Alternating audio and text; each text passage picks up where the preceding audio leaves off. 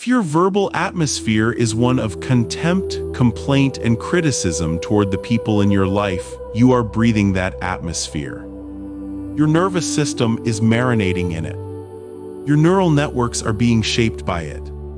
The mouth that builds others up builds the speaker up simultaneously. The mouth that tears others down tears the speaker down simultaneously. This is not morality. This is neurobiology. Protocol 0, Observer Stance.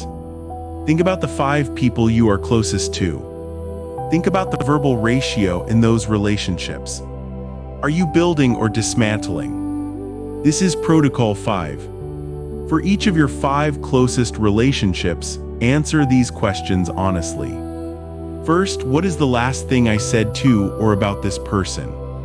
Second, was it building or dismantling? Third, what is the phrase I